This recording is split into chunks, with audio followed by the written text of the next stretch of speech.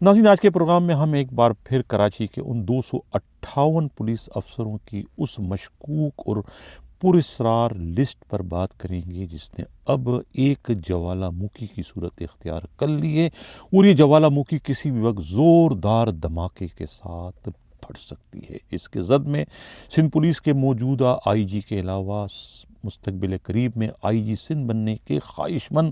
سندھ کے 2 additional I جیز بھی آ سکتے ہیں، اور اس جوالا مکھی کے پھٹنے کے بعد یقیناً اس کا نزلہ کسی نہ کسی پر گرے گا۔ کوئی نہ کوئی جو ہے وہ قربانی کا بکرا بن سکتا ہے، یا تو سندھ پولیس کے آئی جی کو بے دخل کیا جا سکتا ہے، یا پھر ایڈیشنل آئی جی کراچی کو، یا پھر سی ٹی ڈی کے ایڈیشنل آئی جی آزاد خان تنولی کو۔ کوئی نہ کوئی اس میں قربانی کا بکرا بن سکتا ہے اگر اس معاملے کی شفاف طریقے سے انکوائری کروائی جائے تو۔ اب اس صورتحال سے کچھ دوسرے امیدوار، کچھ دوسرے پولیس افسران فائدہ اٹھانے کی کوششوں میں لگے ہوئے ہیں، اور وہ سندھ پولیس کے آئی جی بننے کی دوڑ میں اس وقت شامل ہو گئے ہیں، جن میں خود عبدالخالق شیخ اور ڈاکٹر امیر شیخ شامل ہیں۔ اب اسے میں مکافات عمل کہوں یا کچھ اور کہوں، کیونکہ ان دونوں شیخوں کو اس بات کا اچھی طریقے سے فہم و ادراک ہے کہ ابھی موجودہ آئی جی غلام نبی میمن کی ریٹائرمنٹ میں پورے 3 ماہ اور 5 دن باقی رہ گئے ہیں، یعنی 95 دن ان کی ریٹائرمنٹ کو ہے، لیکن وہ انہیں 95 دنوں سے پہلے جو ہے وہ گھر بھجوانے کے لیے اس وقت ایڑی چوڑی کا زور لگا رہے ہیں، بالکل اسی طرح جس طریقے سے خود موجودہ آئی جی سندھ نے آئی جی سندھ بننے کے لیے اس وقت کے آئی جی ڈاکٹر کامران فضل، جن کی ریٹائرمنٹ میں صرف 15 دن باقی تھے، اور ان سے وہ 15 دنوں کا بھی صبر نہ ہو سکا۔ میڈیا رپورٹس کے مطابق اور پولیس کے انتہائی قابل اعتماد ذرائع کا کہنا ہے کہ ان 15 دنوں کو ختم کرنے کے لیے فوری طور پر ان سے چارج لینے کے لیے، انہیں گھر بھجوانے کے لیے کس طریقے سے اس وقت سازشیں کی گئی اور عدالتی کاندھا استعمال کرتے ہوئے ایک اغوا کے کیس کو بنیاد بنا کر انہیں آئی جی کے منصب سے بے دخل کروایا گیا، اور خود آئی جی سندھ بننے میں کامیاب ہو گئے۔ اسی لیے میں نے اسے مکافات عمل کا نام دیا کہ جو دوسروں کے لیے گھڑا کھودتے ہیں، پھر وہ بھی اسی قسم کے گھڑے میں گرنے سے انہیں کوئی نہیں بچا سکتا۔ اس قسم کے گھڑے میں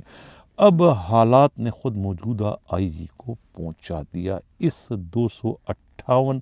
پولیس افسروں کی اس مشکوک اور پراسرار لسٹ کے نتیجے میں، جو کہ اب جوالا مکھی کی صورت اختیار کر گئی اور کسی بھی وقت دھماکے کے ساتھ پھٹ سکتی ہے، اس پراسرار لسٹ نے جو ہے وہ ایک نئی بحث کو جنم دے دیا ہے۔ ایک نئی بحث اس پر شروع ہو چکی ہے کہ یہ لسٹ، جس کا ابھی تک پتہ نہیں چلا، لیکن خود جو پولیس افسران اس لسٹ کو لے کر 258 افسروں کے خلاف اس وقت انکوائریاں کر رہے ہیں، وہی افسران جو ہے ایک دوسرے سے گفتگو کرتے ہوئے یہ کہتے ہوئے پائے گئے کہ یہ لسٹ خود جو ہے وہ ایف ایس ونگ رینجرز کی جانب سے سندھ پولیس کو بھجوائی گئی ہے، یعنی یہ جو پراسرار لسٹ ہے یہ ایف ایس ونگ رینجرز نے جو ہے اپنی سورس رپورٹ پر مرتب کی ہے۔ اگر تھوڑی دیر کے لیے اس کو مان لیا جائے کہ یہ واقعی ایف ایس ونگ رینجرز کی تخلیق کردہ لسٹ ہے، تو کیا سندھ پولیس رینجرز کی جانب سے بھجوائی جانے والی کسی رپورٹ پر اپنے ہی ماتحتوں کے خلاف انکوائریاں کرنے کی پابند ہے؟ کیا رینجرز کی رپورٹ کو ایڈمٹ کیا جا سکتا ہے؟ کوئی قانون، کوئی قاعدہ ایسا ہے؟ کیا سندھ پولیس رینجرز کے انڈر میں آ چکی ہے، رینجرز کی ماتحتی میں آ چکی ہے کہ رینجرز کی جانب سے جس قسم کی کوئی رپورٹ آئے گی تو اس رپورٹ کو جو ہے وہ آسمانی صحیفہ سمجھ کر اس پر آنکھ بند کر عمل درآمد کیا جائے گا وہ عمل درآمد کرنے کے پابند ہوں گے۔ میرے پاس ایسے کوئی پنا پیپر کوئی دستاویزات نہیں ہے جس سے میں یہ ثابت کر سکوں کہ ہاں یہ واقعی ایف ایس ونگ کی رپورٹ ہے، اور ان کی رپورٹ کے نتیجے میں اس وقت سندھ پولیس کے آئی جی نے کراچی کے 258 پولیس افسروں اور اہلکاروں پر آرگنائز جرائم کے اڈوں کی مبینہ سرپرستی جیسے سنگین الزامات عائد کر کے ان کے خلاف انکوائریاں کرنے کا حکم دے دیا ہے، جس پر باقاعدہ اب additional I G Karachi Javed Alam Odho نے زونل ڈی آئی جیز کو کہہ دیا کہ وہ اپنے طور پر ان کے خلاف انکوائریاں شروع کر دے۔ کوئی میرے پاس ایسی رپورٹ نہیں ہے، کوئی ایسی پیپر نہیں ہے جس سے میں ثابت کر سکوں۔ یہ خود پولیس والے ہی کہتے ہوئے پائے گئے کہ یہ ایف ایس ونگ کی رپورٹ ہے، حالانکہ خود رینجرز کی جانب سے نہ تو ابھی اس کی کوئی تصدیق انہوں نے کی ہے، نہ ہی تردید کی ہے کہ ہمارا اس رپورٹ سے کوئی لینا دینا نہیں۔ انہوں نے کوئی اس پر رد عمل نہیں دیا، بلکہ مسلسل ان کی جانب سے خاموشی ظاہر کی گئی ہے، تو جس کی وجہ سے جو ہے معاملہ اور زیادہ مشکوک ہو چکا ہے کہ آخر یہ رپورٹ آئی کہاں سے ہے، جس رپورٹ کو بنیاد بنا کر جو ہے اتنی بڑے پیمانے پر جو ہے بیک وقت 258 D S Ps, S H Os, head مورر تھانے کے sub inspector, additional S H O, A S I چوکی انچارج، ان سب کے خلاف جو ہے وہ انکوائریاں شروع ہوئی۔ کراچی پولیس میں ایک پینک پھیل چکا ہے، ایک خوف و ہراس کی لہر دوڑ چکی ہے، کوئی بھی افسر اس وقت کام کرنے کو تیار نہیں ہے۔ ایس ایچ او، ہیڈ مورر ہاتھ پر ہاتھ رکھ کر بیٹھے ہوئے، ہر کوئی سہما ہوا ہے، ہر کوئی گھبرایا ہوا ہے۔ پوری کی پوری کراچی پولیس ایک طریقے سے کومے میں چلی گئی اس پراسرار رپورٹ کے نتیجے میں، جس کی اونرشپ لینے کو اس وقت کوئی تیار نہیں ہے۔ انکوائریاں شروع کر دیے، دبے لفظوں میں یہ کہہ رہے ہیں کہ ایف ایس ونگ رینجرز نے بھجوائی ہے۔ اگر بھجوائی ہے تو کیا سندھ پولیس ان کی پابند ہے اس رپورٹ پر کارروائی کرنے؟ کیا سندھ پولیس رینجرز کی ماتحتی میں چلے گی؟ وہ رینجر جو کہ سندھ پولیس کی مدد کے لیے کام کر رہی ہے اس وقت پورے سندھ میں، تو وہ سندھ پر پولیس پر حکمرانی تو نہیں کر رہی ہے، لیکن اس رپورٹ پر اور اس رپورٹ پر جو انکوائریاں شروع کی، اس سے تو یہ ظاہر ہوتا ہے کہ سندھ پولیس جو ہے پوری کی پوری پولیس جو ہے وہ رینجرز کے انڈر میں، رینجرز کی ماتحتی میں چلی گئی ہے۔ اس کی اب وضاحت کون کرے گا؟ کیا رینجرز کے ڈی جی کریں گے یا سندھ پولیس کے آئی جی کریں گے کہ آخر وہ رپورٹ آئی کہاں سے؟ آئی جی تو یہ کہہ چکے ہیں کہ بھئی ہم صرف اس رپورٹ کی ویریفیکیشن کر رہے ہیں، ہم ویریفیکیشن کا جرم یا گناہ کر رہے ہیں، ہم نے وہ رپورٹ مرتب نہیں کی۔ لیکن ہماری جو نمائندہ خصوصی پجارن جی اور ہمراز راہی کو اپنے ذرائع سے پولیس والوں نے اور خود اسپیشل برانچ کے انٹیلیجنس اہلکاروں نے نام نہ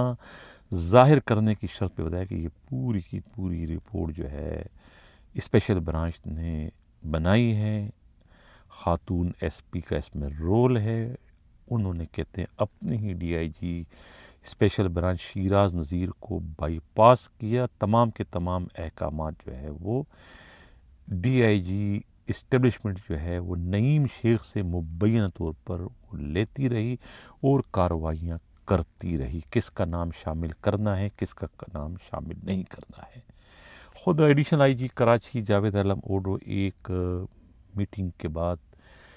اپنے بعض دوستوں سے، پولیس افسروں سے یہ کہتے ہوئے پائے گئے، ایک پولیس افسر کا یہ کہنا ہے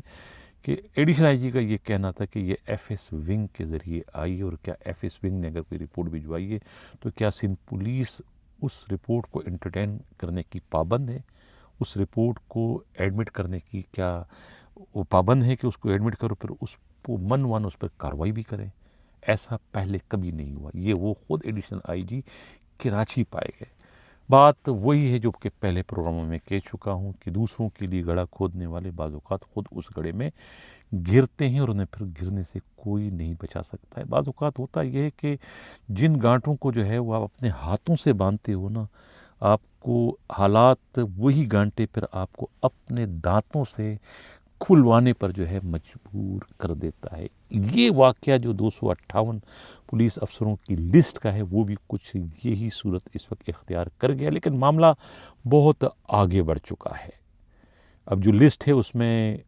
لسٹ بنانے والے کتنے اندھے تھے کہ ان کو پوری کراچی میں تو تمام جگہ جرم نظر آیا، گناہ نظر آیا، لیکن جو سب سے زیادہ اس وقت کاروبار چل رہا ہے ایسٹ زون میں، دکانداری شروع کی ہے خود گوپال داس نے. انہیں گوپال داس نظر نہیں آیا، دودھ کا دھلا ہوا دکھائی دے رہا تھا. انہیں خود ایسٹ کے جو ڈی آئی جی ہیں وہ نظر نہیں آئے، ڈاکٹر فاروق لنجار، اور انہیں دوسرے ڈاکٹر جو ملیر کے ہیں وہ نظر نہیں آئے، پیرزادہ، اور تیسرے ڈاکٹر جو رضا ہیں وہ نظر نہیں آئے، اور خود ویسٹ کے ڈی آئی جی نظر نہیں آئے. یعنی ساری برائیاں انہیں ساؤتھ زون میں نظر آئی، ساری برائیاں انہیں کورنگی میں نظر آئی، ساری برائیاں انہیں سٹی میں نظر آئی، کیماڑی میں نظر آئی. باقی پوری کراچی میں جو ہے وہ دودھ اور شہد کی نہریں انہیں بہتی ہوئی دکھائی دی. رپورٹ بنانے والوں کو تو کچھ ایسا ہی دکھائی دیا. یہ رپورٹ تو سب یہی سب کچھ کہہ رہی، لیکن میں نے پھر کہا نا کہ یہ مقافات عمل کا شکار ہو سکتے ہیں سندھ پولیس کے سربراہ. دوسروں کے ساتھ جو لوگ زیادتی کرتے ہیں پھر وہ خود بھی زیادتیوں سے اپنے آپ کو نہیں بچا سکتے. یہ مقافات عمل ہے، لیکن یہ تمام چیزیں مشروط ہیں اگر اس تمام تر معاملے کی شفاف طریقے سے انکوائری کروائی گئی، کسی نے زحمت گوارہ کی، تو پھر شاید اس کا کوئی رزلٹ آئے گا اور یہ جوالا مکھی پھٹے گی، اور اس کے زد میں پھر کوئی نہ کوئی ضرور آئے گا. اور جو لوگ امیدوار ہیں آئی جی سندھ بننے کے، عبد الخالق شیخ ہو یا ڈاکٹر امیر شیخ، پھر انہیں سندھ پولیس کا آئی جی بننے سے کسی کا باپ بھی نہیں روک سکتا. یہ میں بڑے دعوے سے کہتا ہوں. یہ اگر مگر میں ساری باتیں ہیں کہ اگر یہ شفاف طریقے سے اس کی انکوائری کروائی ہو، اگر قسمت کی دیوی دیوتا جو ہے وہ غلام نبی میمن پر بدستور جو ہے مہربان رہا، تو پھر وہ یہ صدمہ بھی جو ہے وہ ہنستے ہنستے سہ لیں گے، جو کہ بہت بڑی سازش گڑی گئی ہے جاوید عالم اوڈو کو آئی جی سندھ نہ بننے کے لیے. تقریباً سازش گڑھنے والے اپنے سازش میں کسی حد تک ہمیں کامیاب دکھائی دے رہے ہیں. ناظرین، یہ تھا آج کا پروگرام. کیسا لگا اپنا فیڈ بیک ضرور دیجیے گا. اسی کے ساتھ چاہتا ہوں اللہ حافظ.